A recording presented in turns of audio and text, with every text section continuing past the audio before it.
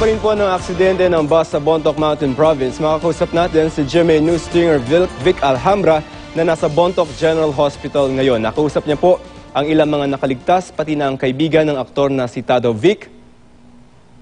Yes, magandang gabi, Joseph. Anong pinaka-update natin dyan? Nandyan na ba yung pamilya ni Tado? Because I understand yung ilang mga kaibigan ay may balak umakyat ng Bontoc para makita yung sitwasyon doon. Sa ngayon, Joseph, ay wala pa tayong nakitang kamag-anak ng aktor na si Arvin Jimenez, no? At nakausap natin kanina lang ang kanyang kaibigan na si Dino Dimar. Vic, yung plano sa mga, ilan so far yung mga medyo sinawi doon sa aksidente at anong balak dyan? Saan sila dadalhin?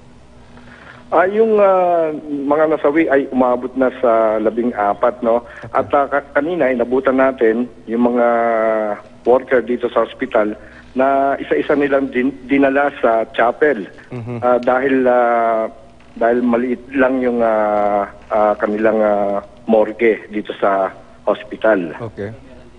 Anong chapel yun, Vic? Yung mismong chapel dito sa loob ng hospital. Bali nakasalansan sila doon, nakahiga pa rin sa kama. Yung kamang pinaghigaan nila mismo. Nandun sila at nakakumot, nakatalokbong ng kumot ang mga nasawi. Okay. Meron din mga foreigners na nasawi dyan. Yun bang Bontoc General Hospital ay nakapag-abiso na doon sa mga respective na mga embassies ng mga nationals na yan? Sa ngayon, no, kanina nakausap natin ng isang sangguniang bayan, no, at sinabi na yun yung isang problema nila dahil hindi pa naabisuhan yung mga embassy ng mga foreigner na nandito. Kanina ay 2 ang sinabi na nasawi. Okay. Yung mga nasawi, yung mga nagre-recover pa sa mga yon na nasa Bontoc General Hospital o may mga inilipat na sa Maynila? Doon sa mga grabe ay inilipat sa Baguio, no. Hindi nasabi kung anong hospital, pero sinabi rin na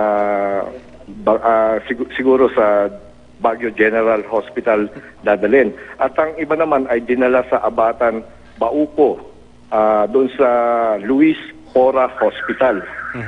At ang hindi naman grabe o yung kaya nilang gamutin dito ay nananatili nandito sa surgical ward ng hospital. Would you know, Vic, kung ilan yung mga biniyahe sa Baguio tapos yung inilipat sa ibang hospital at yung nananatili dyan, yung number? Kasi baka mamaya may nanonood dito na mga kamag-anak nila ay gusto nilang malaman kung saan sila pupunta.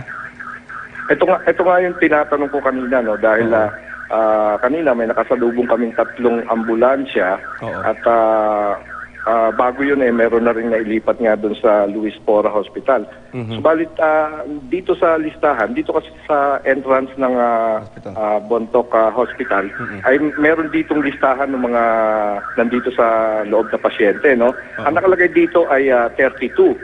Subalit hindi pa nila nilagay dito kung ano yung mga nailipat na pasyente. Alright. Vic, yung mga survivors, ano yung naikwento nila sa iyo at ano yung sense? Kumbaga, if you're going to find out kung ano yung nangyari, ano yung sinasabi ng mga survivors? Ito si Dino Dimar, no? Ang kaibigan nga ng aktor na si Tado, ay sinabi niya kanina na pagdating nila dito sa bandang bahagi ng Bontoc, ay napansin na lamang nila nung merong pumapara na pasahero na imbis na huminto ito, ay lalong bumilis yung takbo sa yung zigzag. Kaya napansin nila na wala na itong preno. At bigla na lang nahulog dun sa pinangyarihan nga nung aksidente. Yung mga kaibigan ni Tado kanina nakausap sa 24 oras, no? Pupunta yata sila para sa isang birthday celebration ng isa sa mga anak ng kanilang kaibigan. Tama ba? Ang sabi nila ay kasama nila yung bata. Kasama nila yung bata at pupunta sila sa itong lugar na pupuntahan nila, doon magse-celebrate yung kasama nilang bata. Bali, 11 silang magkakasama. At meron nga rito kung kasama silang bata na sinabi magse-celebrate ng Pero nakaligtas yung bata? birthday. Nakaligtas naman yung bata, no? Nakaligtas naman yung bata dahil sa ang sinabi kanina, 2 ang patay sa kanilang magkakasama. Isa dito ay si Tado at hindi pa nasabi yung pangalan isa, hindi naman bata yung nasabi. At kanina nga nung nakita ko sa chapel, wala namang bata doon. Walang bangkay ng bata na nandun sa chapel. Okay, panghuli na lang para dun sa mga kaibigan ni Tado na maaaring nagpaplano na pumunta dyan. Nasa Bondoc General Hospital pa yung kanyang mga labi, tama? Kasalukuyan, ang kanyang labi ay nasa chapel.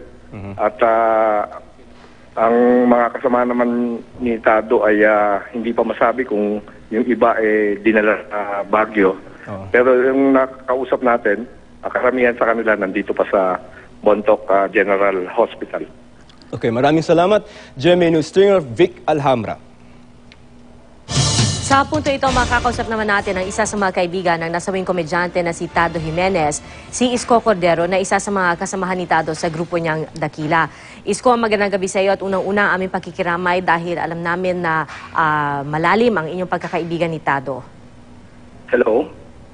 Yes, hello? Oo, Isko.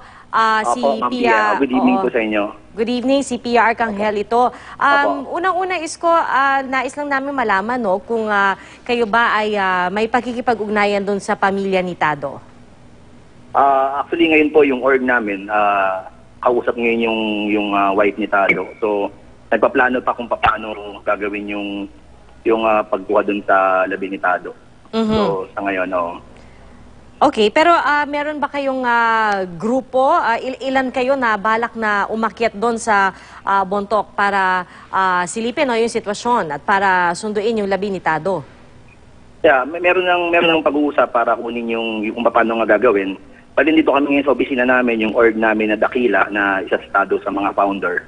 So, yung ibang kasama namin, kasama na yung wife ni Tado. So, pinaplano kung kailangan na nilang umalis ngayon o sino yung mga kasama na maisasama para puntahan si Tado.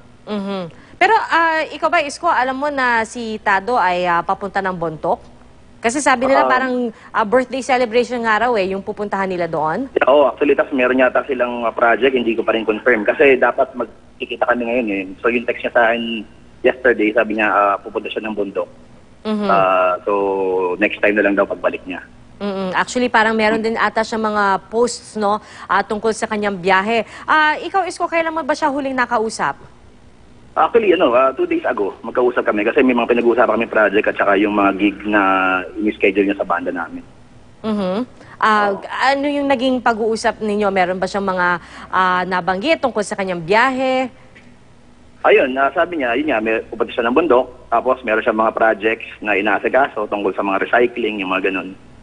Saka yung mga schedule na pwede naming tugtugan, parang ganun. May mga plano siya, marami siyang plano this month Kayo naman sa grupong Dakila, ano yung mga balak nyo tungkol sa pagpapatuloy syempre doon sa mga naiwang gawain at advokasya ni Tado? Yeah, dahil sa mga founder namin, so lahat nung napag-usapan namin ng projects na itutuloy namin yun. Saka yung mga projects ng Dakila, tuloy-tuloy naman po yun. Alright, well, Isko, muli ang aming pakikiramay sa inyo, kayong mga kaibigan, pati na rin kung maaari mo na rin ipaabot ang aming pakikiramay sa kanyang pamilya. Si Isko Cordero po, isa sa mga kasamahan ni Tado sa grupo Salamat Dakila. Salamat po.